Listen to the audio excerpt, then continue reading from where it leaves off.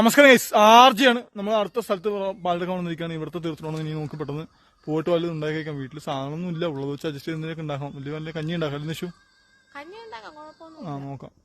നിഷു ഇന്നലെ അടുത്ത മലയെടുക്കാൻ വേണ്ടി അങ്ങോട്ടത്തേക്ക് പോവാണ്. ഞാൻ ഇവിടുത്തെ അടുത്ത് ഇവിടുന്ന് പോട്ടെ, എന്തെങ്കിലും പണി പെൻഡിങ് ആയി പോകും. അപ്പോൾ ഗൈസ്, ഇവിടുത്തെ ഞാൻ വരുമ്പോഴേക്കും നിഷു ഏകദേശം തീർത്ത് എത്തിക്കഴിഞ്ഞിട്ട് നിഷു ഇവിടുത്തെ ഏകദേശം തീരാറായി തോന്നുന്നു. ഈ ലെയറും എടുക്കാനുള്ളൂ.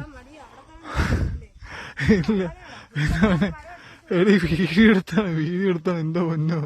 ഞാൻ ഇപ്പൊ ഒരാടോ അതിന്റെ ഒരു ചീത്ത ഓ എന്റെ പൊന്നോ, കണക്കുള്ള കേസ്.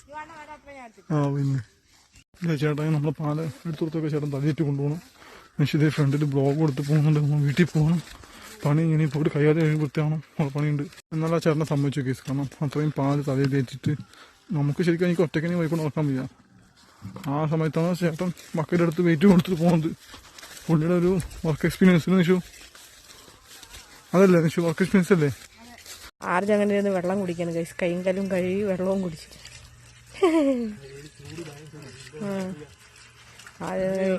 ഓ ഞാനും പോയി കഴിയട്ടെ ഗൈസ്.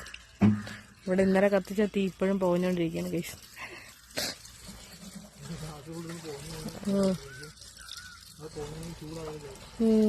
കത്തട്ട്. അപ്പോൾ ഗൈസ്, നമ്മൾ കയ്യാതെ കൈ കഴിഞ്ഞ് വൃത്തിയാക്കി ഇനി പോയിട്ട് എന്തെങ്കിലും ഭക്ഷണത്തിന് കാര്യം ചെയ്യാൻ നോക്കി. എൻ്റെ കയ്യിൽ പാല് ശരിക്കും പോയിട്ടില്ല. ഫുള്ള് ഇപ്പോഴും പാലിപ്പുണ്ട്. വീട്ടിൽ ചെന്ന് ഓടി തുടങ്ങി.